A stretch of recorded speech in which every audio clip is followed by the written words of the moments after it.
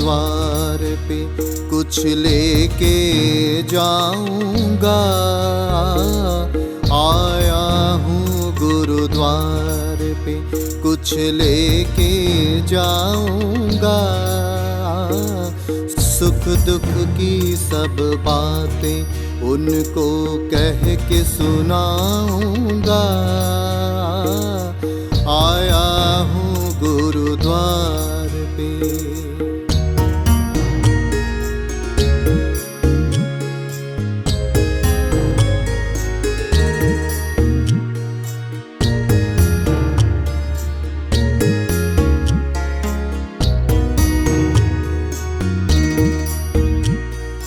आँख तुम्हारी करुणा भीनी देते सबको दान। आँख तुम्हारी करुणा भीनी देते सबको दान। कृपा तुम्हारी से जो पाऊं, कृपा तुम्हारी से जो पाऊं लेके जाऊंगा। कृपा तुम्हारे से जो पाऊं लेके जाऊंगा। आया हूँ गुरुद्वार पे।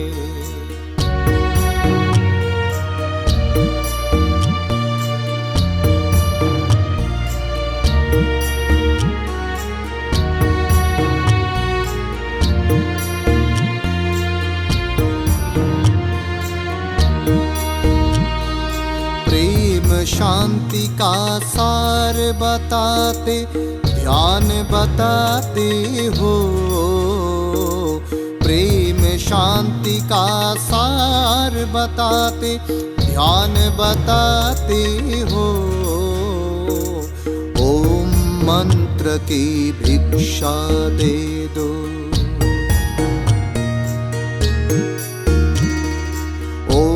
मंत्र की भिक्षा दे दो लेके जाऊंगा।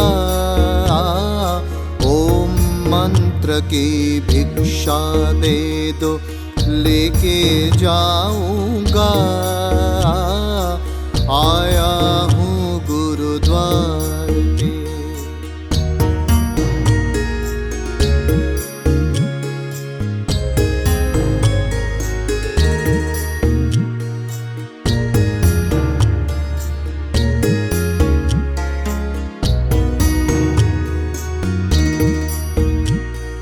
मन मंदिर अंधकार से छाया ज्ञान नहीं पाया। मन मंदिर अंधकार से छाया ज्ञान नहीं पाया। ज्ञान प्रकाश की ज्योति दिला दो।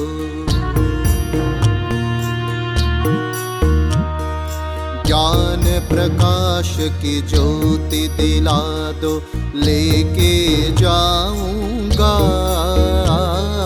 ज्ञान प्रकाश की ज्योति दिला दो लेके जाऊंगा।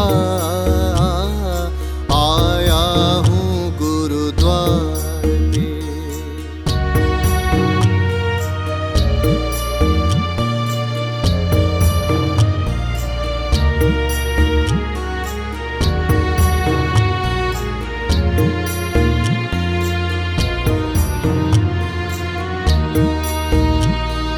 मानक दास विनय कर जोड़ी वांछित फल मांगे।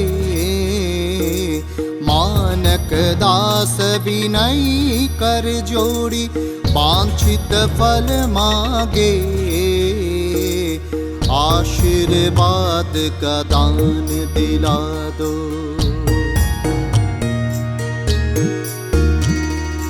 आशीर्वाद का दान दिला दो लेके जाऊंगा। आशीर्वाद का दान दिला दो लेके जाऊंगा। आया लेके जाऊंगा। सुख दुख की सब बातें उनको कह के सुनाऊंगा। आया हूँ गुरुद्वार पे।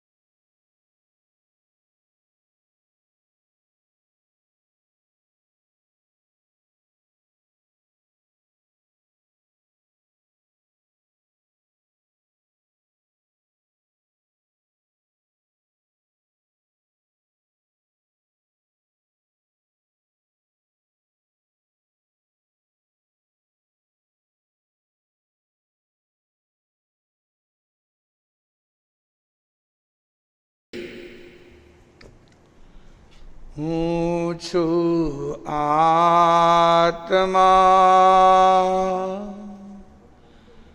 પરમાત્મા,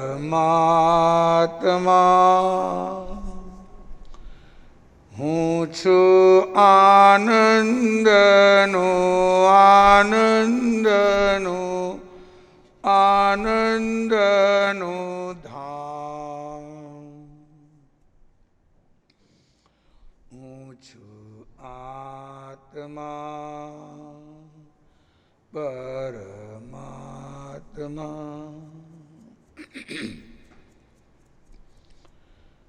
દેહ મારો નથી, હું પણ દેહનો નથી, અવિનાશી આરૂપી મારો આત્મા, હું છું આત્મા પરમાત્મા. મારો જન્મ નથી, મારું મૃત્યુ નથી, સહજાનંદી શુદ્ધ સ્વરૂપી મારો આત્મા, હું છું આત્મા પરમાત્મા.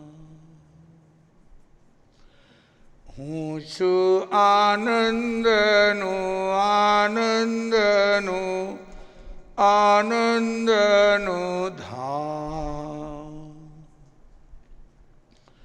હું છું આત્મા પરમાત્મા.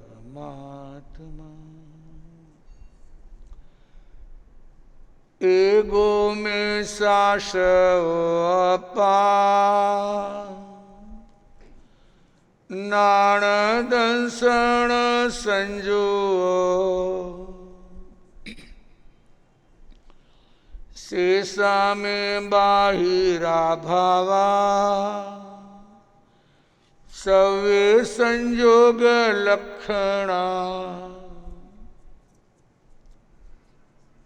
દેવાનું પ્રિયો,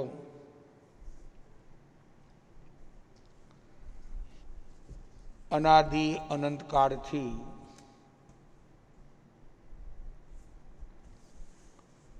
જીવનું પરિભ્રમણ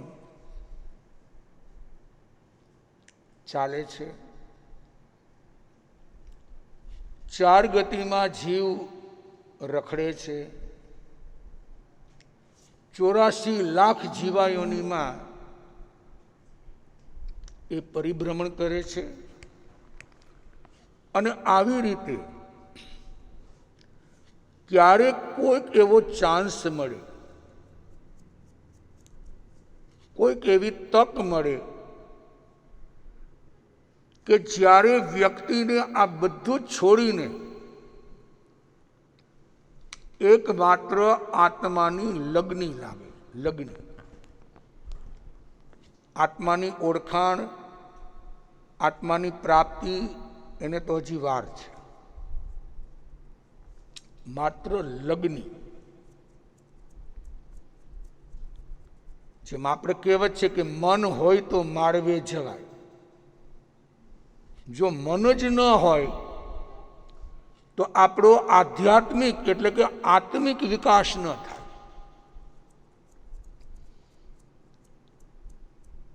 અને જગતનું બધું જ કર્યા પછી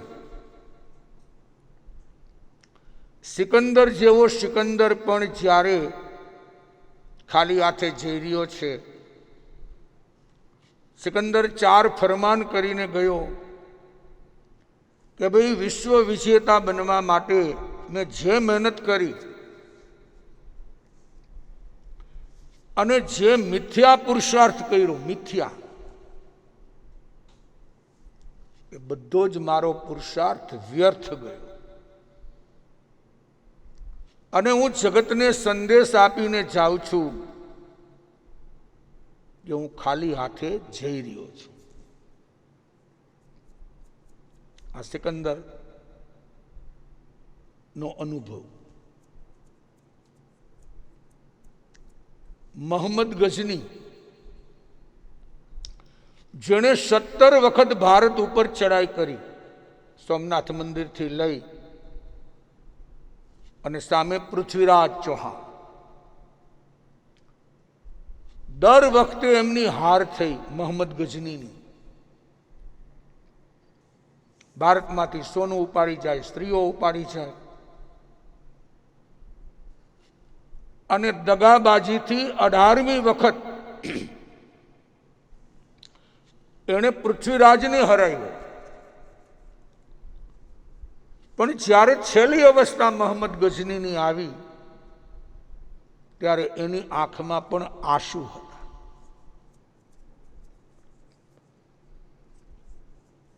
શરીર જ્યારે રોગથી ઘેરાઈ જાય, શરીર જ્યારે પરવશ બની જાય, ત્યારે વ્યક્તિને એમ લાગે છે કે મારે જે મનુષ્ય બહુમાં કરવાનું હતું તે હું કરી શક્યો નહીં.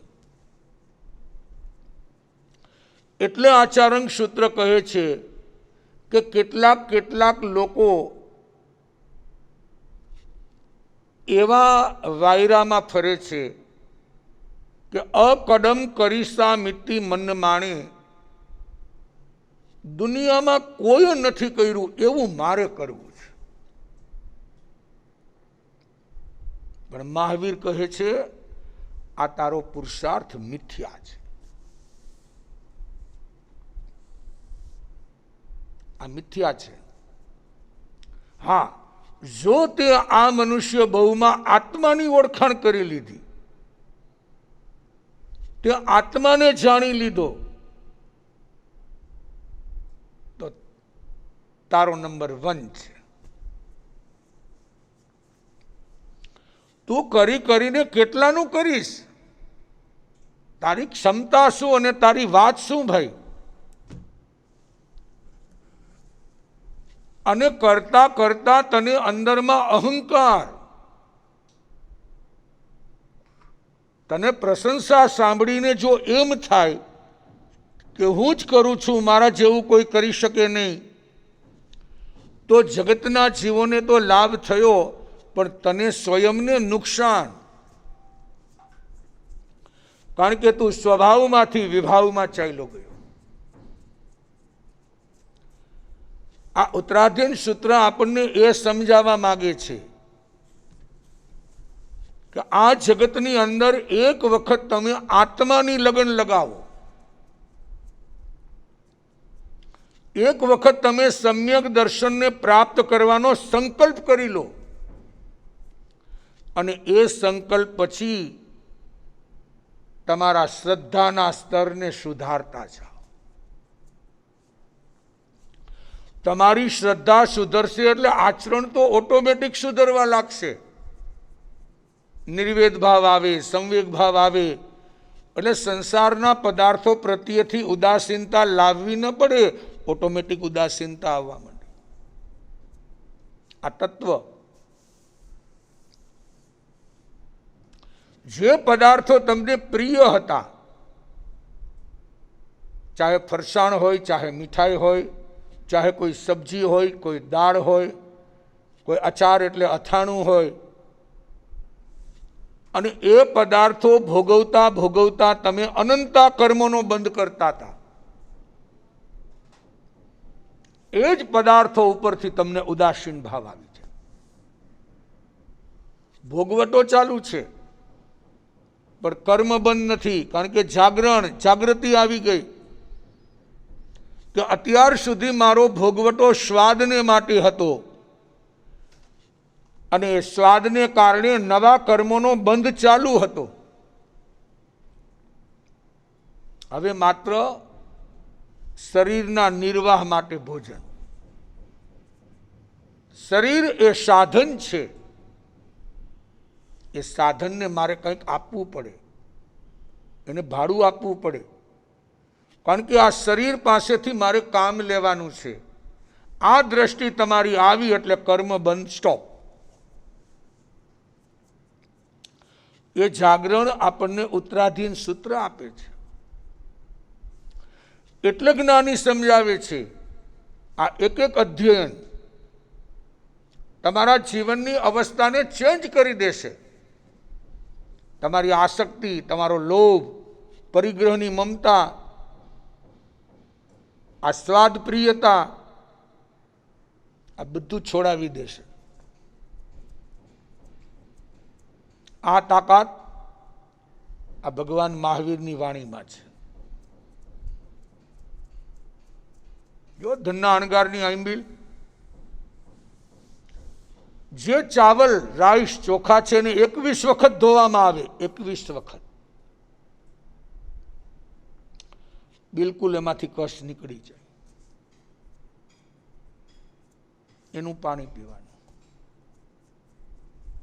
અને છતાં શરીરનો નિર્વાહ થાય છે. એવા સંત મહાત્માઓ છે, એટલે રોટલી અને પાણી, સબ્જી પણ નહીં, દાળ પણ નહીં, અથાણું પણ નહીં, બે જ દ્રવ્ય, રોટલી અને પાણી. લો, છતાંય શરીર ચાલે છે,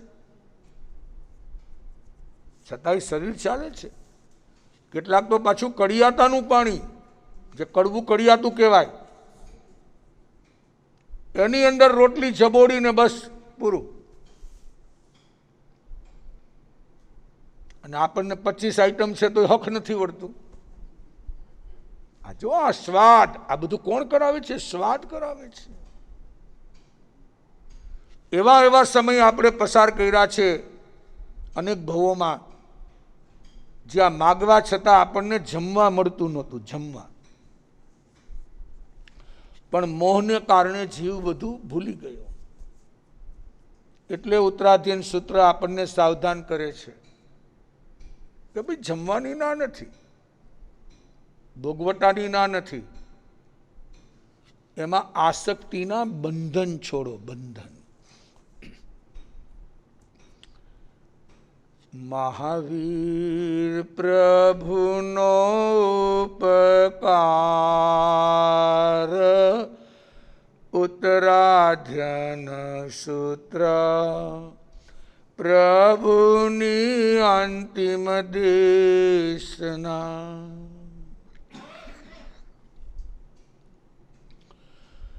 માનવ જીવનનો આધાર મીઠા મીઠા વચનો સાંભળો મહાવીરના.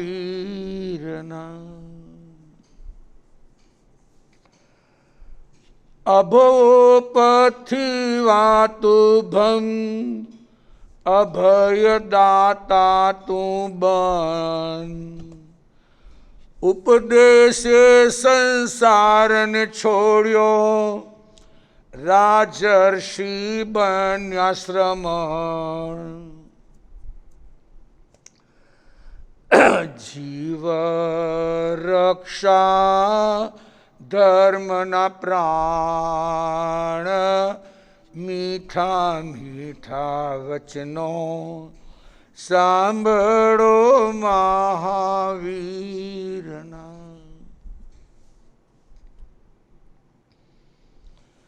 અઢારમું અધ્યયન ક્ષત્રિય રાજર્ષિ અને સંયતિ રાજા જે શિકાર કરવા નીકળેલા છે. અનેક મૃગલાઓ, હરણ દોડી રહ્યા છે, કેટલાક ઘાયલ થઈ ગયા, કેટલાક મૃત્યુને શરણ. અને જ્યાં લતા મંડપની નીચે આત્મધ્યાનમાં ગર્ધભારી મુનિ જંગલમાં આત્માર્થી સાધુ સંતોને તો જેટલું એકાંત મળે એટલી એને નિરાત લાગે. એને લાગે કે આટલી મારી આત્મ સાધના વધારે થશે.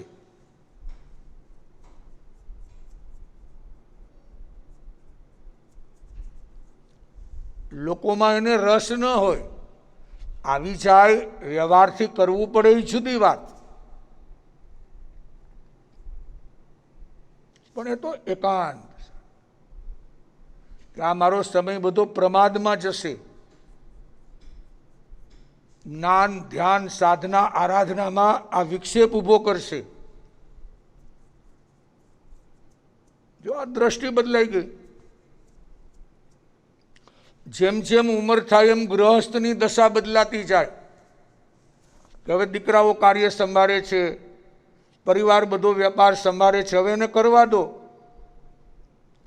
આ બધા પ્રોફિટના લોસના વિચારો આવે, ઉઘરાણી આવી ન આવી, આના સંકલ્પ વિકલ્પ આવે, કોઈ ઉપર રાગ થાય, કોઈ ઉપર દ્વેષ થાય. હવે આ બધામાંથી મારે નિવૃત્તિ લઈ લેવી છે. મારી શક્તિ હતી, સામર્થ્ય હતું ત્યાં સુધી મેં આ બધું કાર્ય કર્યું. જેમ જેમ હું આમાંથી બહાર નીકળીશ એટલા સંકલ્પ વિકલ્પ ઘટશે. એ તો એમ થશે બજાર વધી રહી છે એટલે આવો થોડુંક કમાણી કરી લઉં, થોડુંક કમાણી કરી લઉં. વળી તમે બે મિત્રોને વાત કરશો કે હવે મારે છોડી દેવું છે, તો એ વળી તમને એમ શિખામણ આપશે કે ભાઈ તારે તારા માટે ક્યાં કરવું છે, જે આવે એ ધર્મમાં વાપરજે. એમ કરીને પાછા ધંધે લગાડે, લઈને લગાડે, અને એમાં નફો નુકસાન જાય એટલે પાછા સંકલ્પ વિકલ્પ મન બે બાંકડું બની જાય. એટલે નંદી સૂત્રમાં ભગવાને કીધું નિવુઈ પહ શાસનયમ. આ શાસન નિવૃત્તિ પ્રધાન છે, પ્રવૃત્તિ પ્રધાન નહીં. આ મહાવીરના શબ્દો છે, એની અનુભૂતિના. કે હવે રિટાયર્ડ થઈ ગયા, હવે નિવૃત્તિ આવી, તો હવે કંઈક આત્મ તરફ તમારી દ્રષ્ટિને દોડાવો. અને પછી જો આમ અંદરમાં જેમ સમુદ્ર ઘૂઘવતો હોય એમ આનંદનો કોઈ પાર નહીં રહે. સચ્ચિદાનંદ સ્વરૂપની પ્રાપ્તિ. મેરા સતચિત આનંદ રૂપ કોઈ કોઈ જાને રે. मैं हूँ पूर्ण अखंड कोई कोई जाने रे. સચ્ચિદાનંદ પરમાંથી સ્વદ્રષ્ટિ આવી જાય. સ્વદ્રષ્ટિ અહીંયા આ સંયતિ રાજા જે હરણની પાછળ દોડી રહ્યા છે અને હરણ બધા ભાગી રહ્યા છે. જીવ બધાને વાલો છે. જાન બચાવવા માણસ ખૂબ મહેનત કરે છે. અને એવા સમયમાં એ ગર્ધભારી મુનિ ધ્યાનસ્થ અવસ્થામાં છે, આત્માની મસ્તીમાં. જાત અને જગત ભૂલાઈ ગયા છે. આત્મા અને આત્માના અસ્તિત્વનો વિચાર જ્યાં ચાલે છે. દિવસમાં 5-10 મિનિટ આના માટે રાખો. જાત અને જગતથી અળગા બની જા, સંયોગથી અળગા બની જા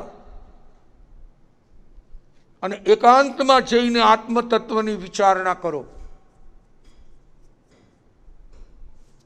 કે મને મારા તત્વની પ્રાપ્તિ થઈ છે કે નહીં.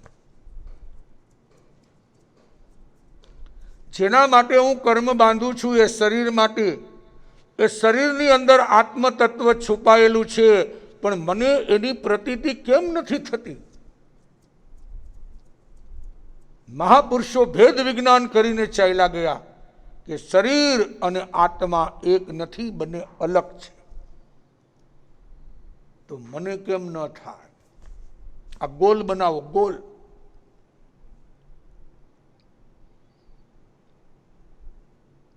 અને પછી જો તમારી આંતરિક શક્તિ અને શાંતિ. પેલો રાજન કહી રહ્યો છે, મને ક્ષમા કરો, મારો અપરાધ થઈ ગયો છે. આપના હરણને મેં આ તીરથી વિંધી નાખ્યા છે, મૃત્યુને ઘાટ ઉતાર્યા છે. પણ મુનિનું તો કંઈ હોતું નથી ભાઈ. એ બોલી રહ્યો છે છતાં મુનિ તો એના ધ્યાનમાં છે. ધ્યાન પૂર્ણ થયા પછી મુનિ કહે છે, અભવો પથ્થી વાતુભ, કે રાજન હું તને અભય આપું છું, મારાથી ગભરા નહીં.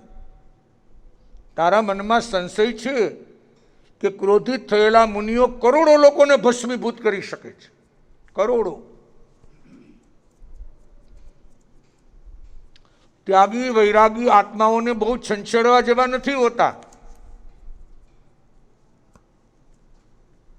એ જ્યાં સુધી સ્વયંમાં રહે છે ત્યાં સુધી બધા હેમખેમ છે.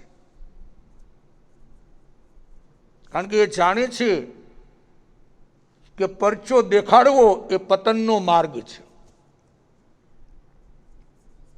પણ ક્યારેક શાસન પ્રત્યે એવી અવહેલના કરનાર હોય તો શાસનની રક્ષાઓ માટે આ સંત મુનિઓએ અનેક પ્રયોગ કર્યા છે.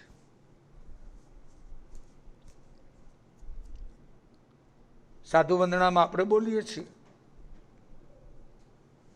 વળી સંયતિ રાજા હરણ આહીડે જાય, મુનિવર ગર્ધ ભાડી આણ્યો માર્ગ ઠાય, ચારિત્ર લઈને બેટ્યા ગુરુના પાય, છત્રીરાજ ઋષિશ્વર, ચર્ચા કરી ચિતલાય.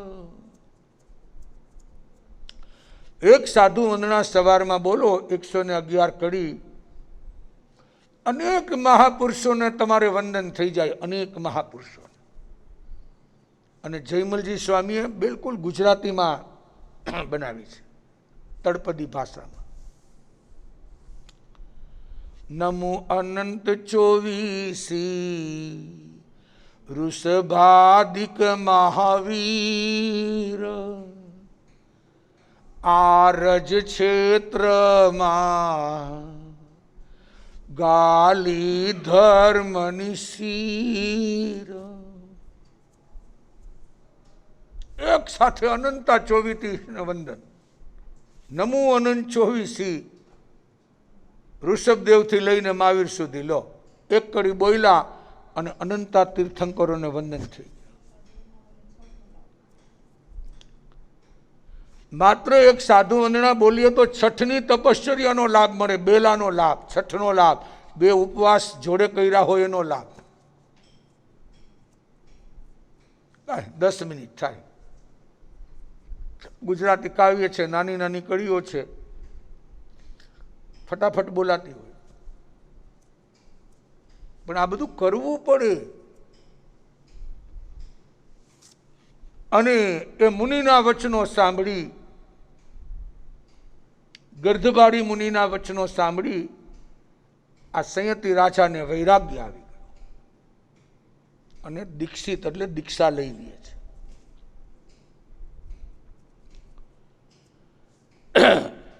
હવે એમને સમજાવે છે કે જો ભાઈ તમે ગમે ત્યાં આગળ જશો તો આ તો જગત છે, અનેક જાતના લોકો મળશે, અનેક જાતના સંતો મળશે, અનેક પ્રકારના અલગ અલગ ધર્મ કરનારાઓ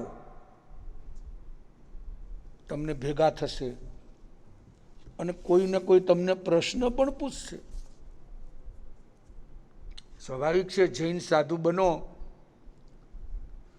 વિહાર કરતા હોય, અનેક પ્રકારના સંન્યાસીઓ, સંતો, મહંતો, અનેક ધર્મના લોકો મળતા હોય, સૌની જિજ્ઞાસા હોય, સૌના પ્રશ્નો અલગ અલગ હોય, બધા પ્રકારના મળે. એટલે ભગવાન મહાવીરે કીધું ઠિયો પરમ થાવઈ સામી. પેલા તમે સ્વમાં સ્થિર બનો, સ્વયં તમારા આત્મામાં સ્થિર બનો,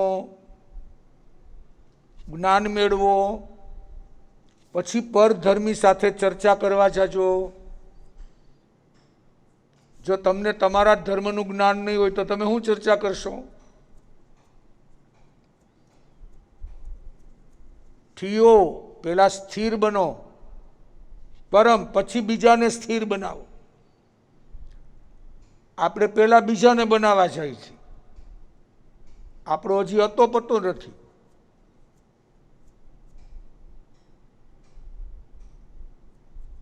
લોકો હમણાં પૂછે જયવંત રેમાણી કે 9 તત્વના નામ બોલો. કોઈ એમ કહે કે ભાઈ આ કારોબારીમાં બીજી ટર્મ છે તમારી કે પહેલી ટર્મ છે, 2 વર્ષ થઈ ગયા તો કે બોલો 9 તત્વના નામ. શું બોલે? ખામણામાં આવે ને કે શ્રાવકજી 9 તત્વના જાણકાર હોય, ખબર જ ન હોય. હવે જેને તત્વની જાણકારી નથી, જૈન ધર્મની શું સેવા કરવાના?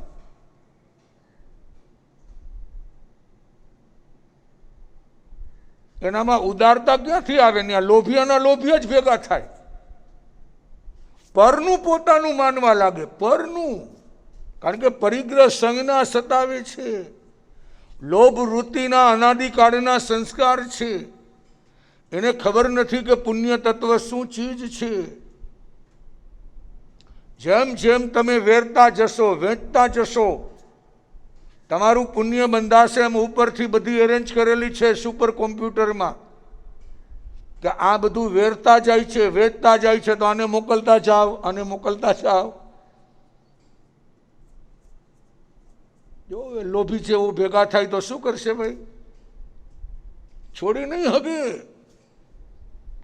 પોતાનું તો ન છૂટે, પારકું પણ ન છોડી શકે. પારકું ન છોડી શકે. અને પરિગ્રસંગ ના સતાવે. બસ મેં ભેગું કર્યું, મારા શાસનમાં ભેગું થયું, મારા રાજ્યમાં ભેગું થયું, મારી સત્તામાં ભેગું થયું. આમાં ને આમાં બિચારો મૃત્યુ પામીને પાછો ઈ જ ગતિમાં જાય. અરે શ્રાવક ધર્મની તો ઉદારતા હોય, તત્વનું જાણકાર હોય કે પુણ્યનો ઉદય હશે ત્યાં સુધી આવશે અને પાપનો ઉદય આવશે તો વર્ષોનું ભેગું કરેલું એક ક્ષણમાં ચાલ્યું જશે. એક ક્ષણ. જો અજ્ઞાન.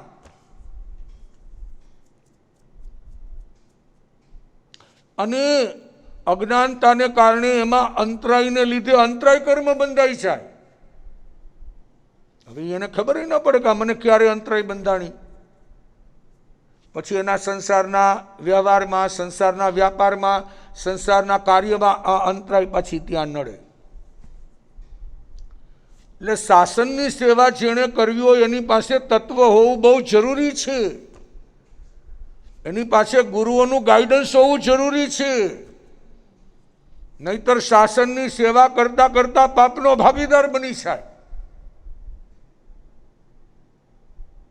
અહીંયા આસક્તિના બંધન ઉભા કરે. અહીંયા સંયતિ રાજા જે સંયતિ મુનિ બની ગયા એને ગર્ધબાળી મુનિ સમજાવે છે કે અનેક પ્રકારના સંતો મહંતો મળશે અને એમાં કહેવાય છે ક્ષત્રિય મુનિ.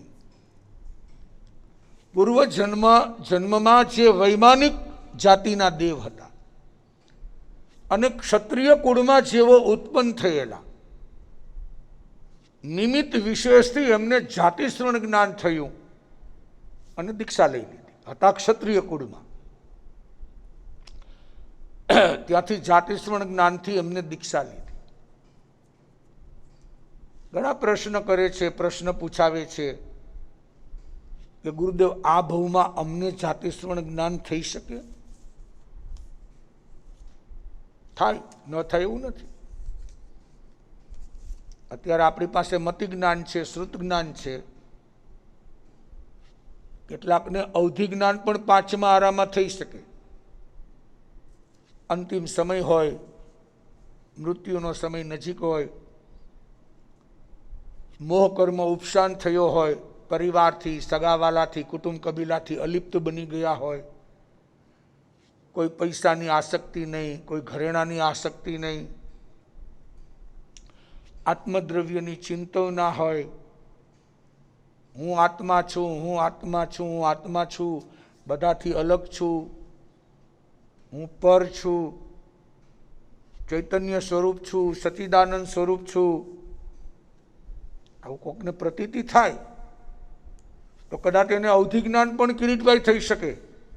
અહીંયા બેઠા એને ક્યાં જવાનો છે, દેવલોકમાં શું પોઝિશન છે, અહીંયા બેઠા દેખાય પણ જવું લે. કારણ કે જ્ઞાનને સંબંધ મોહકર્મની સાથે છે. જેટલું મોહકર્મનું જોર હોય એટલું જ્ઞાન તમારું દબાઈ જાય અને મોહકર્મ ઉપશાંત બને એટલે જ્ઞાન તમારું પ્રગટ થાય. પણ જાતિશ્રવણ જ્ઞાન થઈ શકે ઘણાને, એ નાનપણમાં થાય. કારણ કે હજી મોહકર્મનો બહુ ભરડો લીધો ન હોય. સર્પ જેમ ઝાડને ભરડો લે એમ સંસાર, કુટુંબ, કબીલો આ તે બહુ ભરડો ન લીધો હોય અને મોહકર્મ ઉપશાંત હોય તો એને જાતિશ્રવણ જ્ઞાન થાય. સંઘની પંચેન્દ્રિયના જેટલા ભવો કર્યા હોય, ચાહે મનુષ્ય કે તિર્યંચના, એટલા અહીંયા બેઠા ટીવીની જેમ દેખાય. અગિયાર ભવમાં દેવલોકમાં હતા, આગલા ભવમાં અમેરિકામાં હતા, એના આગલા ભવમાં કલકત્તામાં હતા, એના આગલા ભવમાં સિંહ યોનીમાં હતા, તિર્યંચમાં જંગલના રાજા તરીકે હતા, આ બધું દેખાય. સંઘની પંચેન્દ્રિયના ભાવ જેટલા કર્યા હોય અહીં બેઠા આખી લિંક. પણ મોહ કર્મ ઉપસાન થાય તો હવે અહીંયા આજનું સાંભળેલું વ્યાખ્યાન કાલે યાદ નથી રહેતું, એવું લાગે કંઈક સાંભળ્યું તું ખરા. કેમ કે મોહનું આવરણ. સંસાર માર્ગમાં જ આપણી શક્તિ લાગે છે. આ ક્ષત્રિય મુનિ, ક્ષત્રિય રાજ ઋષિશ્વર જાતિશ્રણ જ્ઞાનથીઓને દીક્ષા લઈ લીધી. સંયમ એ આત્મવિશુદ્ધિનું અનન્ય કારણ છે. સંયમ એટલે આ ચારિત્ર, આ દીક્ષા એ આત્મવિશુદ્ધિનું અનન્ય કારણ છે. અને સમ્યક ચારિત્ર એ સકલ કર્મોને ક્ષય કરવાનું, સકલ કર્મોને ક્ષય કરનાર છે સમ્યક ચારિત્ર. રાગ દ્વેષની ઉપશાંતિ, વિષયોમાં ઉપરતિ, આત્મભાવોમાં રતિ. હવે જો દ્રષ્ટિ બદલાણી, આત્મભાવોમાં રતિ, આ છે સાચા યતિ. એને પછી કુતૂહલ ન હોય. રંગ રાગ બધામાંથી બહાર નીકળી જાય. આ તો દુનિયાનું મનોરંજન છે ભાઈ. આવું તો ભવો ભવ આપણે નાટક કર્યા, પણ એ નાટકમાં કંઈ વળ્યું નહીં. જેમ બત્રી પુત્રીના ખેલ હોય ને, તો આંગળી ઉપરથી એને નચાવે. તમે ક્યારેક જોયા હોય રોડ ઉપર લોકો દેખાડતા હોય, પણ એ આંગળીની કરામત હોય. આંગળીથી એ બધી નટીઓને નચાડે. એમ આ બધા મોહ કર્મના ખેલ છે.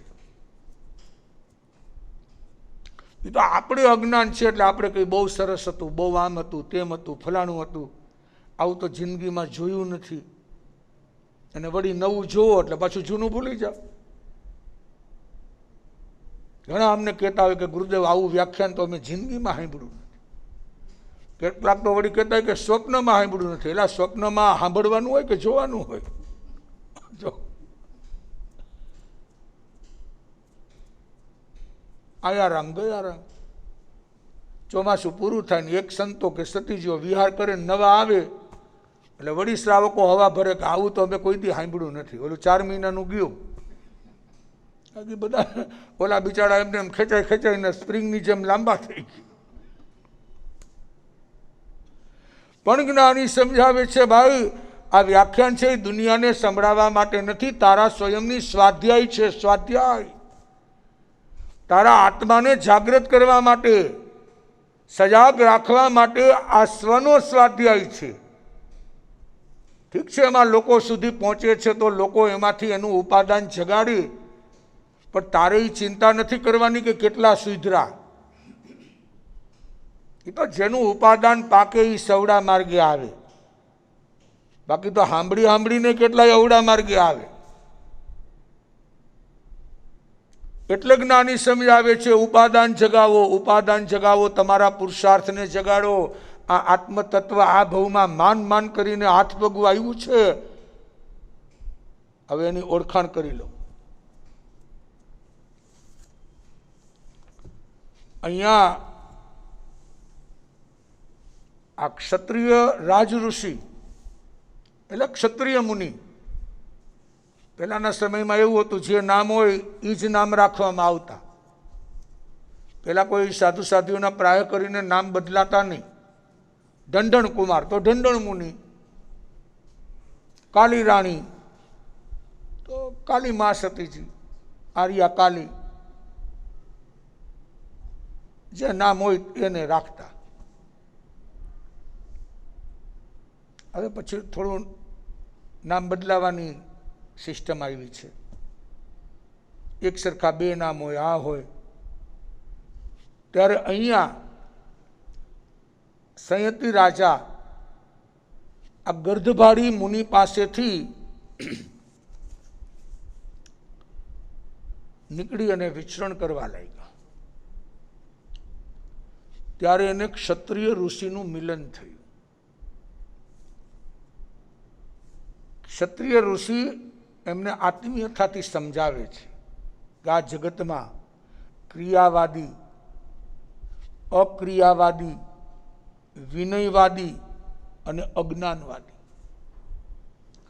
આવા 363 પાખંડીના મત છે. પાખંડીના આ ભગવાન ઋષભદેવના સમયથી ચાલ્યા આવે છે.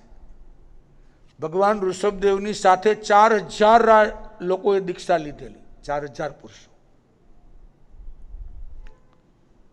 પણ એ ટકી ન શક્યા, કારણ કે ગોચરી ન મળે.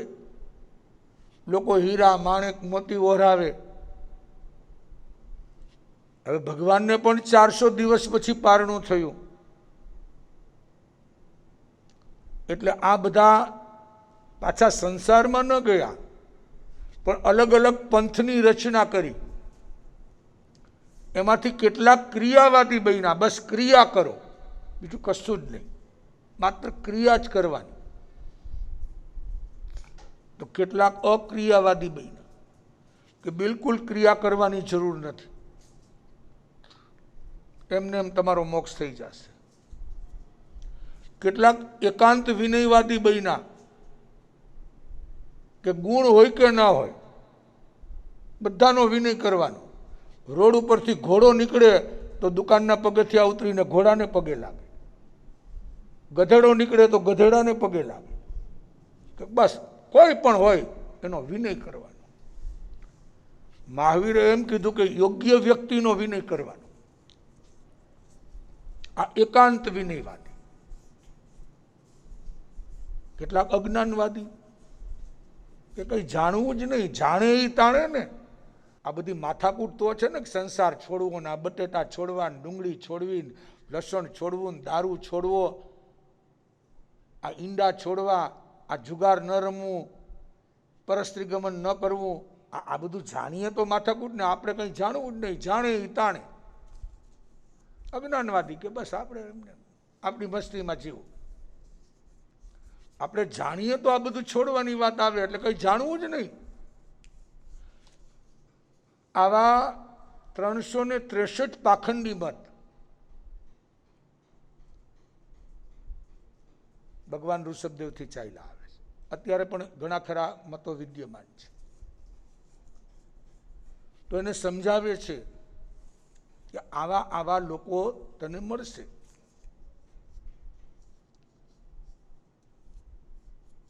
ક્ષત્રિય ઋષિ પૂછી રહ્યા છે સંયતિ મુનિને કે તમે કોણ છો? ત્યારે સંયતિ મુનિ કહે છે મારું નામ સંયતિ છે. સંજય કયો, સંયતિ કયો. અને મારું ગોત્ર ગૌતમ છે, સરને ગોત્ર. મારા ગુરુ ગર્ધભાડી મુનિ છે. જો ગુરુ ત્યાં હાજર નથી, પણ ગુરુનું નામ કોઈ દિવસ છુપાવે નહીં. ગમે એ ટોચ ઉપર પહોંચી જાય, પણ જે ગુરુ છે, જેને તમને એક નવકાર શીખવાડ્યો છે, જેને તમને ધર્મના માર્ગે ચડાવ્યા છે. અરે કદાચિત તમે વિદ્વાન બની જાઓ ને ગુરુ પાસે એટલું જ્ઞાન ન હોય, એવું પણ બને. શિષ્ય કે શ્રાવક બહુ આગળ વધી જાય, એ પણ જિંદગીભર ગુરુનો ઉપકાર ભૂલે નહીં, ગુરુનું નામ ક્યારેય ન છુપાવે. ગુરુનું નામ છુપાવે ગુરુ પદને લાયક ન બની શકે. વિચારો, આ જૈન દર્શન. અત્યારે તો માણસ 2 રૂપિયામાં કંઠી બદલી નાખે કે ભાઈ હાલે આ તારી કંઠી, અને લાવ મારા 2 રૂપિયા. કેમ? તો કે હવે મેં બદલી નાખ્યા. જો અહીંયા સંયતિ મુનિ કહે છે મારા ગુરુ ગર્ધભાડી મુનિ છે. જૈન સાધુઓને પણ રસ્તામાં કોઈ ડેરાવાસી દિગંબર તેરાપંથી મળી જાય અને પૂછે કે ભાઈ આપ કોણ છો, આપના ગુરુ કોણ, તો એનું નામ બતાવે, મારા ગુરુ આ છે. ગુરુનું નામ કદી ન છુપાવે. ગમે એવી ટોચ ઉપર પહોંચે ને. આ તો એક સામાન્ય સજ્જનતાના સંસ્કાર છે. સાધુતાની વાતો ઘણી દૂર છે. એક સામાન્ય સજ્જનતા. એટલે અહીંયા કહે છે, કદાચ ભગવાન તો આગળ દસવૈકાલિકમાં બધે બતાવી ગયા છે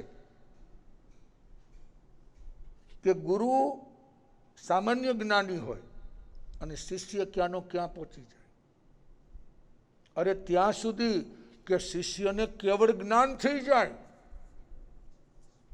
વિચારો, ગુરુ રહ્યા છદમસ્ત. ગુરુ છદમસ્ત છે, શિષ્યને કેવળ જ્ઞાન થયું, ત્રણે કાળનું જ્ઞાન. તો પણ એ શિષ્ય ગુરુને વંદન કરે છે. આ જૈન દર્શન ગુરુને વંદન કરે છે. પણ ગુરુને ખબર પડે કે નહીં, આ શિષ્યને કેવળ જ્ઞાન થયું છે, એટલે કેવડીની અસાધના ન થાય. એટલે ગુરુ સામેથી એમને વિનવે કે હવે આપ મને વંદન ન કરતા, કારણ કે આપને તો કેવળ જ્ઞાન થયું છે, આપ કેવળ જ્ઞાની બની ગયા છે. પણ જ્યાં સુધી ગુરુને ખબર ન પડે ત્યાં સુધી શિષ્ય એને વંદન કરે. જો આ ભાવ સાધુતા. અહીં તો જરાક હવા ભરાઈ જાય તો આ મંદિરમાં પાર ન રહીએ. ઓહો, મારી પાસે તો કેટલું જ્ઞાન છે, મારી પાસે તો કેટલી સાહેબી છે. પણ જ્ઞાની કહે છે, ભાઈ જ્ઞાનીની દ્રષ્ટિએ તારી કિંમત 0.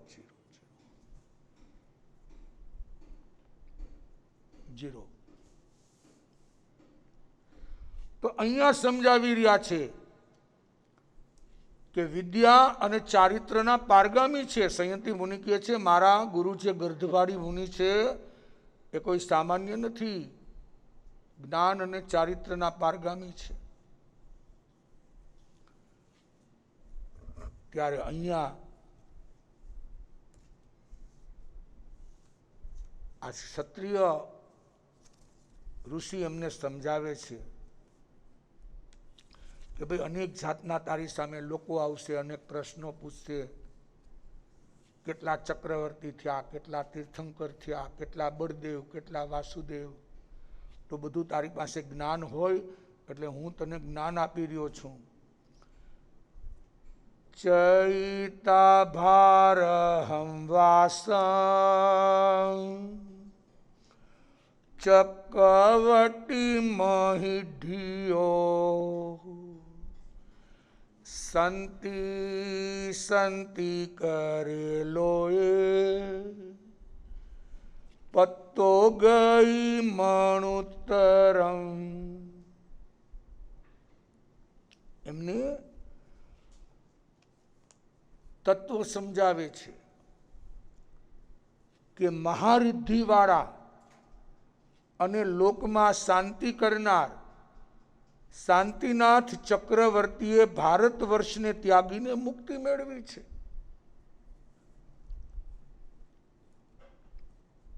જો એને સમજાવે છે કે આવા 12 ચક્રવર્તીમાંથી 10 ચક્રવર્તી જે છે એ 10 ચક્રવર્તી પોતાના આત્માનું કલ્યાણ કરી ગયા છે. 2 ચક્રવર્તી નરકમાં ગયા છે.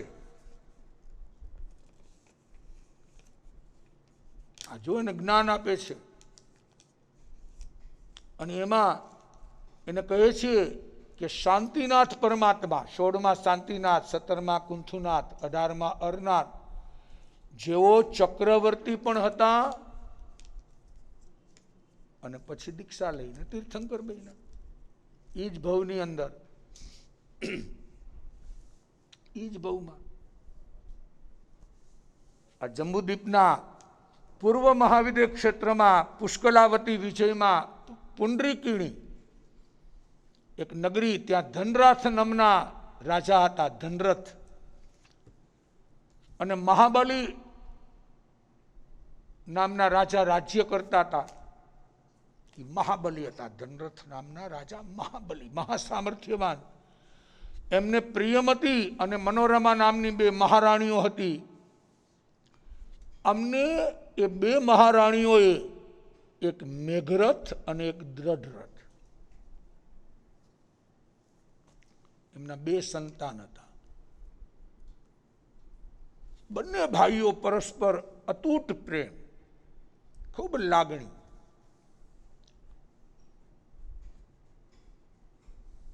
અને એ આગળ જતા આ મેઘરથ રાજા રાજસભાની અંદર સિંહાસન બેઠા હતા. અને એક સમયે એક કબૂતર અચાનક ભયભીત બનીને ફફડતું ફફડતું ઉડતું ઉડતું આવી અને એના ખોળામાં બેસી, મેઘરથ રાજાના ખોળામાં બેસી. ભયભીત હતું, એને બધું મને કોક મારી નાખશે, ગભરાયેલું હતું. અને એ મનુષ્યની ભાષામાં બોલે છે કે હે રાજન, મને અભયદાન આપો, મને બચાવો.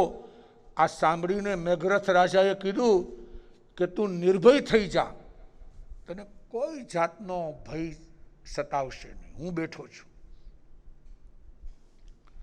અને એવા સમયમાં થોડીક વારમાં એક બાજ પક્ષી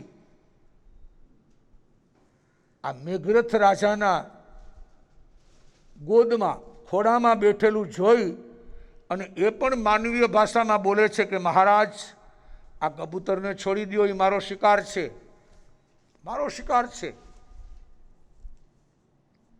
મારું ભોજન છે. અને મહારાજા મેઘરથ એ બાજ પક્ષીને સમજાવે છે કે અરે બાજ, આ કબૂતર તને નહીં મળે, કારણ કે મારા શરણમાં આવ્યું છે, મારા શરણે આવ્યું છે. એટલે તું આવું હિંસાનું કાર્ય ન કર. તું માંસ ભક્ષણ કરે છે, પરંતુ એનાથી લાખો વર્ષ સુધી તારે નરકનું દુઃખ ભોગવવું પડશે. અને ખરેખર જો તારે ભૂખ મટાડવી છે તો બીજું કેટલી ટાઈપનું સારું ભોજન મળે છે ભાઈ. કંઈ માંસ ખાવાથી જ તારું પેટ ભરાશે એવું નથી. આપણે કહીએ ને કે ભાઈ જમીકન, આ કંદમૂળ ખાવાથી જ કઈ આપણું પેટ ભરાય એવું નથી. અનેક વસ્તુઓ જગતમાં ઉપલબ્ધ છે, જે તમે જમવા ધારો એ બધું તમને મળે છે. માત્ર તમારા દિલમાં દયાની ભાવના હોવી જોઈએ, અનુકંપા. આ 32 દાંતની વચ્ચે એ જીવો ચબાતા હોય, પીસાતા હોય, અને પછી જ્યારે એની સાથે વેર બંધાય અને એ જ્યારે ઉદયમાં આવે ત્યારે આપણને કોઈ બચાવનાર ન, ત્યારે આપણે કહી ઓય માં, ઓય બાપલિયા, મને કોઈક બચાવો. એ નારકી આપણને એક એક વસ્તુ યાદ કરાવે. આ તને બહુ પ્રિય હતું ને, પણ ત્યારે કોઈ બચાવનાર નથી. એટલે જ્ઞાની કહે છે સમજીને છોડી દે ભાઈ. આ મેઘરથ રાજા બાજને સમજાવે છે કે જેવી રીતે આ કબૂતર મૃત્યુના ભયથી બચવા માટે મારી પાસે આવ્યું છે, તો ઓલો કહે છે હું પણ ભૂખથી પીડિત થઈને તારી પાસે આવ્યો છું. બાજ પક્ષી. અને મેઘરથ કહે છે કે એવું જ હોય અને તારી ઈચ્છા પૂરા કરવા માટે હું તૈયાર છું. તારે જો માંસ જ ખાવું હોય તો હું ઈચ્છા પૂરી કરવા તૈયાર છું, પણ આ કબૂતરના માંસ જેટલું મારા શરીરમાંથી તાજું માંસ હું તને આપું છું. જો આ જીવદયાની ભાવના. અને એ ખાઈને તું તારી આ જે ભૂખ છે એને મિટાવી દે.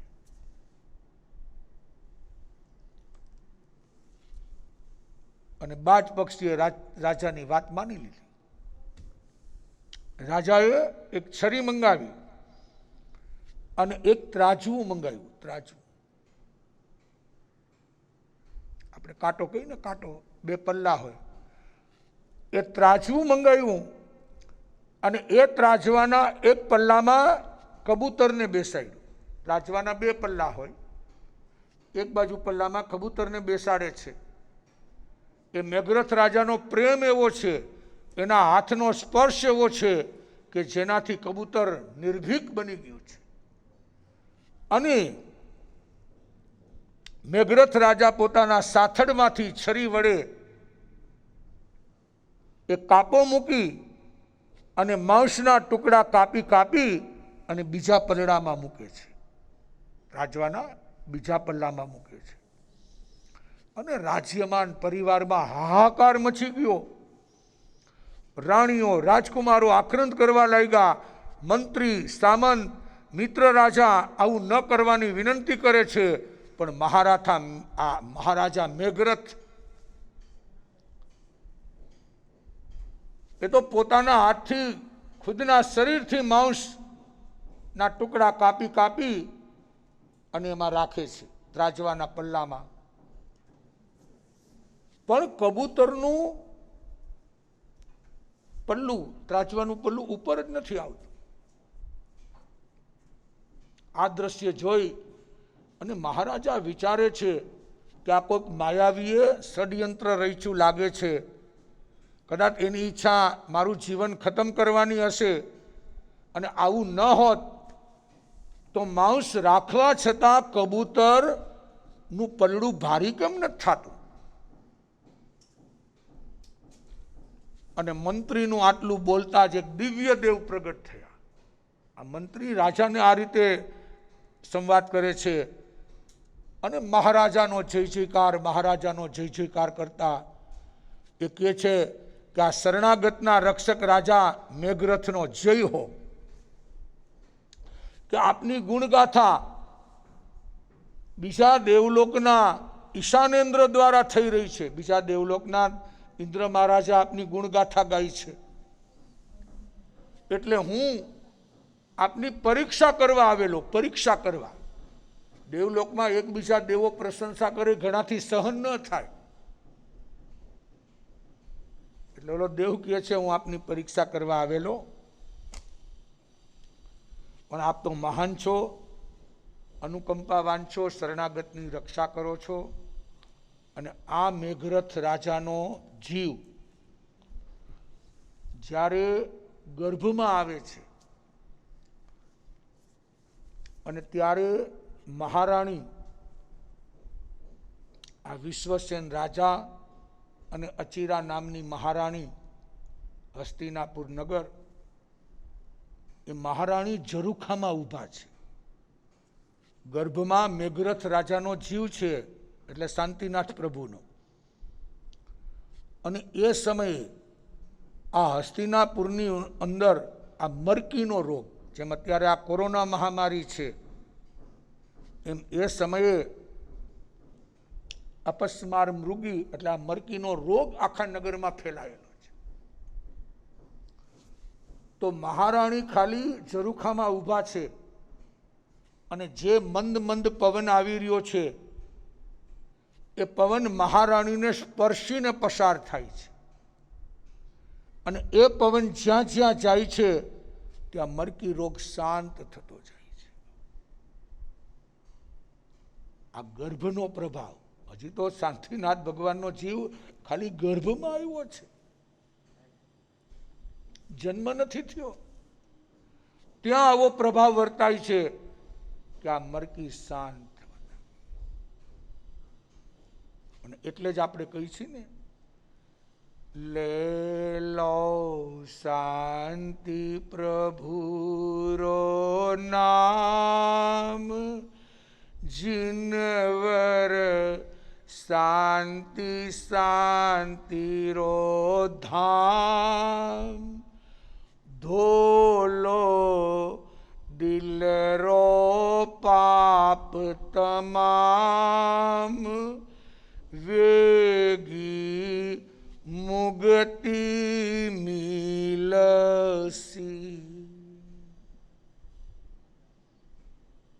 કેટલાક લોકો ગુજરાતી કાવ્ય કહે છે શાંતિનાથ સાતા કરો. કેટલાક આચાર્યોએ શાંતિનાથના છંદની રચના કરી છે. શાંતિનાથ છંદની રચના તો આ ગર્ભમાં આવતાની સાથે મરકીનો રોગ શાંત પડી ગયો. આ તીર્થંકરના પુણ્ય પ્રભાવ. આ ક્ષત્રિય ઋષિ સમજાવી રહ્યા છે સંયતિ મુનિને કે આવા આવા તીર્થંકરો આપણે ત્યાં થયા છે,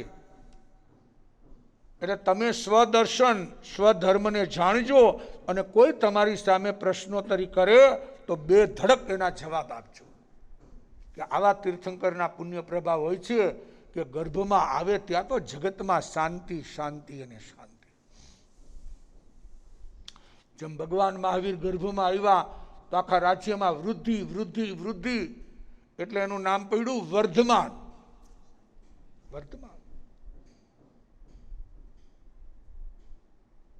શાંતિનાથ સાતા કરો, આપણે ગીત ગાતા હોય ને કાવ્ય, રોગ શોક સૌ દૂર કરો.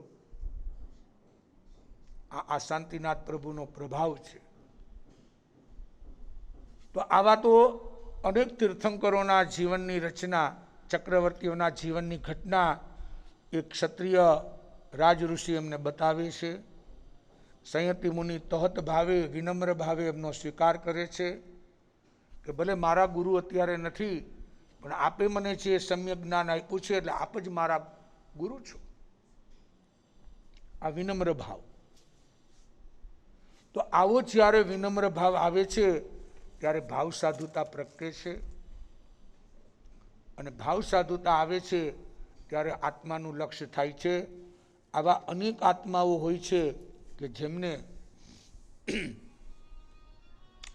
આત્માની લગ્ની લાગે. મેવાડ રત્ન જેમને કહી શકાય એવા શ્રમણ સંઘના મહામંત્રી સૌભાગ્ય મુનિ મહારાજ સાહેબ, જેમનું ઉપનામ કુમુદ હતું, કુમુદ, અને બહુ દીર્ઘ દીક્ષા પર્યાય, અને 1982 અને ત્યાર પછી 87 જ્યારે પૂનાની અંદર સંમેલન શ્રમણ સંઘનું આચાર્ય આનંદ ઋષિજીની હાજરી અને જેમના શ્રમણ સંઘના મહામંત્રી પદ તરીકે પ્રસ્થાપિત કરેલા. બહુ નાનપણમાં એ દીક્ષિત બનેલા. અંબાલાલજી મહારાજ સાહેબ મેવાડ યુગ પ્રવર્તક કહેવાતા. એમનો પ્રભાવ પણ એવો હતો, અને એમના ચરણ શરણમાં એ દીક્ષિત બનેલા. મેવાડમાં તો લોકો એમના પ્રત્યે જે સદભાવ એ અનન્ય હતો. મુંબઈમાં પણ એમનું વિચરણ મદન મુનિજી મહારાજ સાહેબ, કોમલ મુનિજી મહારાજ સાહેબ, ક્યારેક ઉપપ્રવર્તક વિનય મુનિ મહારાજ સાહેબ, ગુણાકર ગૌતમ મુનિ મહારાજ સાહેબ, બધા સાથે સંતો, ક્યારેક પાર્લામાં, ક્યારેક વયાવચ કેન્દ્રમાં, ક્યારેક ઘાટકોપર હિંગવાલા લેન, ક્યારેક ધાનેરા સ્થાનકવાસી જૈન સંઘ ગોવાલિયા ટેન્ક ઉપાશ્રયનું ઉદ્ઘાટન, મંજુલાબેન મફતલાલ ગાંધી જૈન ઉપાશ્રય, અને ત્યારે એમની હાજરી બધા સંતોની, અને પડછંદ કાયા, શરીર પણ સક્ષમ અને નિડર. વર્ષો પહેલા એને મુંબઈમાં જોયું કે ભાઈ અહીંયા ગુજરાતી વસ્તી વધારે છે. ધીમે ધીમે રાજસ્થાન મેવાડના લોકો પણ મુંબઈ કર્મભૂમિ કાજે આજીવિકા માટે આવવા લાગ્યા. સંતોના ચોમાસા બહુ ઓછા થાય, સ્થાન ન હોય, એટલે એમને મેવાડ સદન, સાધના સદન નામથી નહીં તો 18 થી 20 ઉપાશ્રયનું સર્જન કર્યું મુંબઈમાં. અને છેલ્લે ગોરેગાંવ ઈસ્ટમાં શેલો કમ્પાઉન્ડની અંદર એક આખી હોટલ હતી, હોટલ 3-4 માળની. એ બધા મેવાડવાસીઓને જાગૃત કર્યા કે ભાઈ કોઈ મોટા સંતો પધારે, શ્રમણ સંઘના આચાર્ય, ઉપાધ્યાય, મંત્રી, અને કોઈ આપણી પાસે મોટું સ્થાન જોઈ, દર વર્ષે આપણે ભાડાથી જગ્યા રાખીએ અને સમાજના પૈસા જાય, પણ એક એવું સ્થાન બનાવો કે જેમાં મોટા પાયે ચોમાસા થઈ શકે, લોકો વિશાળ પ્રમાણમાં લાભ લઈ શકે. અને 22 કરોડના ખર્ચે મેવાડ ભવનનું નિર્માણ થયું. આખી હોટલ પરચેસ કરી લીધી. આ જો વિઝન. અને 11 લાખના દાતાઓના નામ લખ્યા, બીજી કોઈ સ્કીમ નહીં, ઓનલી ફોર 11 lakhs. કે ભાઈ જેને જોડાવું 11 લાખનું એક નામ, 2 લખા હોય તો 22 લાખ. એમ કરતાં કરતાં એ 20 કરોડ થોડા સમયમાં એકત્રિત થઈ ગયા. આખી હોટલ પરચેસ કરી, થોડુંક બધું એમાં ચેન્જીસ કરી અને મેવાડ ભવન તરીકે એ ભવનને જાહેર કર્યું. પછી તો એમાં જે કંઈ વધઘટ હતી, ચડાવવા બોયલા ને બધું પૂરું થઈ ગયું. આજે એક મોટું વિશાળ ભવન બની ગયું. જો આ દીર્ઘ દ્રષ્ટિ ગોરેગાંવ ઈસ્ટમાં, અને આ બાજુ હિંગવાલા ઉપાશ્રયમાં અમારું મિલન થયેલું. સ્થાનકવાસી શુદ્ધ ધર્મ માટે એના હૃદયમાં જે આમ એક જેને કહીને અખંડ જ્યોતિ હતી. પોતે લેખક હતા, કેટલા કાવ્ય લખતા, કેટલા શાસ્ત્રની ટિપ્પણીઓ, એટલે એના ઉપર જાણવા મળે એવો બધો અધિકાર લખતા. કલમ તો એમની ચાલુ જ હોય. અને ગમે એવો શ્રાવક ચમરબંધી હોય, પણ એની ભૂલ હોય તો એને કહી શકવાની શક્તિ ધરાવતા હતા. માત્ર શ્રાવકોને નહીં, એ સાધુઓને પણ કહી શકતા કે ભાઈ આ સ્થાન બરોબર નથી, આ જૈન સ્થાનકમાં મૂર્તિ ન જ હોવી જોઈએ. આવો તો એનો રણકાર હતો. આવી ખુમારી અને ખમીરી. અને હમણાં વચ્ચે થોડું એમનું સ્વાસ્થ્ય પ્રતિકૂળ બનતા એમને મુંબઈ લાવેલા. ત્યારે મુંબઈ અંધેરીની અંદર ઈસ્ટમાં કે ભાઈ રાજસ્થાનની દીકરીઓ આવે, એમને ભણવા માટે રહેવું પડે, એ બધા કંદમૂળ ન ખાતા હોય, આ પ્યાજ છે, બટાકા છે, તો એમને કેવું સ્થાન મળે. એટલે લેડીઝ કન્યા હોસ્ટેલ 11 માળનું આખું બિલ્ડિંગ પરચેસ કરવામાં આવ્યું 33 કરોડના ખર્ચે. અને એમની હાજરીમાં બધું કાર્ય પૂરું થઈ ગયું. અને આખા બિલ્ડિંગમાં એનું સર્જન કે ભાઈ અહીંયા આપણે આ ગર્લ્સ હોસ્ટેલ બનાવવાની છે અંધેરી ઈસ્ટમાં. મેવાડના ક્ષેત્રોમાં પણ એટલું એમનું સર્જન. છેલ્લે ઉદયપુર લઈ જવામાં આવ્યા 2 દિવસ પહેલા, બધું ચેકિંગ થયું. પણ જો આ તો ભાઈ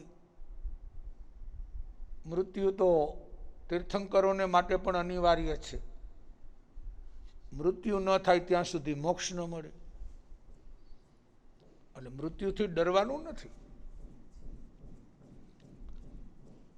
અને છેલ્લે ડૉક્ટરે કીધું ભાઈ હવે અમારા હાથની બાજી નથી. અને ત્યાં કાળ ધર્મને પ્રાપ્ત થયા. એમની જે ભૂમિ હતી ત્યાં લાવ્યા. સરકારી કાયદા કાનૂન પ્રમાણે આ કોરોના મહામારીના કારણે જે સરકારની મર્યાદા છે, પ્રોટોકોલ, એ પ્રમાણે સરકારી જ લોકો એમની વેનમાં લાવ્યા અને ત્યાં અંત્યેષ્ટિ વિધિ કરવામાં આવી. માત્ર શ્રમણ સંઘને જ ખોટ પડી છે એવું નથી, સમસ્ત સ્થાનકવાસી સમાજને, સુરતની આસપાસના બધા ક્ષેત્રોમાં જ્યાં જ્યાં મેવાડી વસ્તી હતી બધાને એકત્રિત કર્યા. સુરતની અંદર ઘોડદોડ રોડ ઉપર પણ જય અંબેશ, ત્યાં પણ એમને એક ધર્મસ્થાનકનો ઉપદેશ આપેલો. આવા તો અનેક જગ્યા. અને બહુ પ્રેમાળ, નિખાલસ, શુદ્ધ સ્થાનકવાસીની પરંપરાને ટકાવવામાં જેનું અનન્ય યોગદાન. શાસન પ્રતિ માસિકમાં જ્યારે લેખો આવતા હતા કે ભાઈ આપણો શુદ્ધ ધર્મ શું હતો, મૂળ ધર્મ શું હતો, અને આપણે કઈ તરફ જઈ રહ્યા છીએ, ત્યારે એમને પણ પોતાની કલમ ઉઠાવેલી કે હું પણ લેખ લખીને આપીશ, હિન્દી માસિકોમાં, હિન્દી જૈન પ્રકાશ અને મેવાડમાંથી જે પત્રો નીકળે છે એમાં પણ અપાવીશ, અને આનું ગુજરાતી ટ્રાન્સલેશન પણ અપાવો. જેનો આપણે વેશ પહેર્યો છે એને આપણે વફાદાર રહેવું જ જોઈએ, આવી એની સુરવીરતા હતી. 2 વર્ષ પહેલા અમારું વિલેપાર્લા ચોમાસું હતું, ત્યારે આ મેવાડ ભવનમાં કોઈનું ચોમાસું નહીં, એટલે અનેક મેવાડવાસીઓ પ્રવચનોમાં લક્ષ્મીલાલજીથી માંડીને અનેક બહેનો ત્યાં લાભ લેતા, ભક્તિ કરતા કે ભાઈ પહેલાં તો પાર્લાનો જ ઉપાશ્રય અમારે માટે હતો, એના નૂતનીકરણમાં પણ જેવો યોગદાન આપતા. અમારા કાંદીવલીમાં સુરેશભાઈ, એ પણ મેવાડના. આવા તો ઘણા મેવાડવાસીઓ છે કે જેઓ હંમેશા પોતાની ભક્તિ બધા પ્રત્યે રાખતા. પણ આપણે કહી છીએ ને, તૂટીની કોઈ બુટી નથી. એમનો કાળધર્મ થયો. ગઈકાલે એમની અંત્યેષ્ટિ વિધિ થઈ, અને આજે આપણે કલકત્તા સ્થાનકવાસી જૈન સમાજ વતી કમાણી જૈન ભવનના આંગણેથી ગોંડલગત શિરોમણી તત્વચિંતક પૂજ્ય જસરાજજી મહારાજ સાહેબથી લઈ અને ગોંડલ સંપ્રદાય વતી એમના આત્માને આપણે શ્રદ્ધાંજલિ અર્પણ કરીએ છીએ, ગુણાંજલિ અર્પણ કરીએ છીએ. આ કાળમાં, એમાંય નિકટના ભવિષ્યમાં આવા સાધુ મહાત્માનું સર્જન થવું બહુ કઠિન છે. પુણ્યશાળી હતા, પ્રજ્ઞાવાન હતા અને પ્રભાવશાળી હતા. પુણ્યશાળી, પ્રજ્ઞાશીલ, પ્રભાવશાળી, આવો બધો સમન્વય બહુ જવલે જોવા મળે. અને અમારે તો અવારનવાર સાથે રહેવાના પ્રસંગો અને એકબીજાની પરંપરાઓ જાણે, અને દીર્ઘ દીક્ષા પર્યાય આખા શ્રમણ સંઘનો ઇતિહાસ એમને મોઢે હોય. તો આવા એક સાધુ ભગવંતના જવાથી સમસ્ત સ્થાનકવાસી સમાજને બહુ મોટી ખોટ પડી છે. સમન સંઘના આચાર્ય ડૉક્ટર શિવમુનિજી, જેને કહી શકાય ને કે ભાઈ એ સમન સંઘના મહામંત્રી તરીકે જે અનન્ય સ્થાન દીપાવતા હતા, એનો વિયોગ થયો છે. જાણે કે શ્રમણ સંઘ અનાથ બન્યો હોય એવો આભાસ, અને એમાંય મેવાડવાસીઓ ઉપર તો એક શોક છવાઈ ગયો છે. તો આવા પરમ પ્રતાપી શ્રમણ સંઘીય મહામંત્રી સૌભાગ્યમુનિ મહારાજ સાહેબ એમની અધૂરી સાધના પૂર્ણ કરી અને એમનું જે લક્ષ્ય છે કે સંયમ દ્વારા સિદ્ધિ, એ સિદ્ધિપદને પ્રાપ્ત કરે, એવી આજે આપણે દિવ્યાંજલિ અર્પણ કરીએ છીએ. અને આપણે પણ એમાંથી પ્રેરણા લઈએ કે શુદ્ધ ધર્મની સ્થાપનામાં જે ક્ષેત્રમાં જ્યાં બેઠા હો, ચાહે સાધુ હો, શ્રાવક હો, શ્રાવિકા હો કે સાધ્વી હો, જેમાં મેઘરથ રાજા એક કબૂતરની રક્ષા માટે પોતાના જાંઘમાંથી સાથળ ચીરીને માંસ આપવા તૈયાર છે, પણ જીવદયાનું રક્ષાનું પાલન થવું જોઈએ. એમ આપણામાં પણ આપણો આત્મા જાગે અને શાસન રક્ષા માટે, ધર્મ રક્ષા માટે એ કદાચિત જાનની કુરબાની કરવી પડે તો પણ ભયભીત ન બને એવી ભાવના જાગશે. તો એવો જીવ તીર્થંકર નામ ગોત્ર કર્મનો બંધ કર્યા વિના રહેશે નહીં. તો એમનો આત્મા પરંપરાએ પરમાત્મા બને, એ જ આજના દિવસની મંગલ ભાવના. આપણી પરંપરા અનુસાર જે આપણે 4 લોકેશનો કાવસક, જીવદયા ક્ષેત્રમાં યથાયોગ્ય યોગદાન, એવા ભાવોને ગ્રહણ કરી અને સંકલ્પ કરજો અને ધર્મ શ્રદ્ધાને મજબૂત કરજો. એ આપણને એ પ્રેરણા આપે છે કે ધર્મ શ્રદ્ધા તમારી મજબૂત કરો. આ શાંતિનાથ ભગવાનનો પૂર્વભવ પણ એ કહે છે કે ધર્મ શ્રદ્ધા મજબૂત કરો. એક શ્રદ્ધા હશે તો તમારો બેડો પાર. તન મન ધન પ્રભુના ચરણોમાં, તન મન ધન પ્રભુના ચરણોમાં, મન વાલું લાગે, મન વાલું લાગે પ્રભુ તમારું નામ. તન મન ધન પ્રભુના ચરણોમાં, નામ તમારું લેતા લેતા ભવસાગર તરી જઈએ. સ્મરણ તમારું કરતા કરતા મુક્તિ નાડગ ભરીએ. તને જોયા કરું, તને જોયા કરું દિવસ ને રાત. તન મન ધન પ્રભુના ચરણો, તન મન ધન પ્રભુના ચરણો. સર્વનું મંગલ, સર્વનું કલ્યાણ, સર્વનું શ્રેય.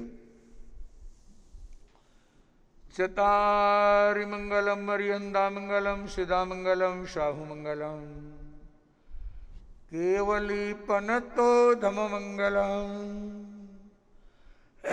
ચતારી લુગતમા રિયંતા લુગતમા સિદ્ધા લુગતમા શાહુ લુગતમા. કેવલી પનતો ધમ્મો લુગતમો. ચત્તારી શરણમ પવજ્જામિ. અરિહંતા શરણમ પવજ્જામિ. સિદ્ધા શરણમ પવજ્જામિ. સાહુ શરણમ પવજ્જામિ. કેવલી પનતમ ધમ્મમ શરણમ પવજ્જામિ. ચાર શરણા દુઃખ હરણા. અવર શરણ નહીં કોઈ, જે ભવ્ય પ્રાણી આદરે અક્ષય અવિચલ પદ હોય. અંગૂઠે અમૃત વસે લબ્ધી તણા ભંડાર. ગુરુ ગૌતમને સમરીએ મન વાંછિત ફળદાતા. ભાવે ભાવના ભાવીએ, ભાવે દીજીએ દાન. ભાવે ધર્મ આરાધીએ, ભાવે કેવળ જ્ઞાન. બોલો મહાવીર સ્વામી ભગવાન કી છે.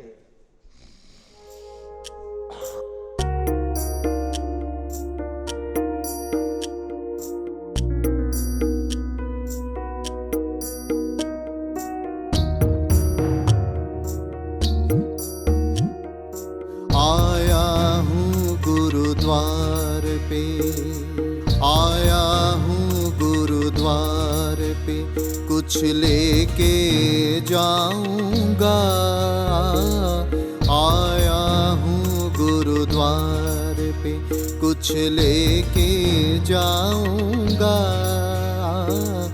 सुख दुख की सब बातें उनको कह के सुनाऊंगा.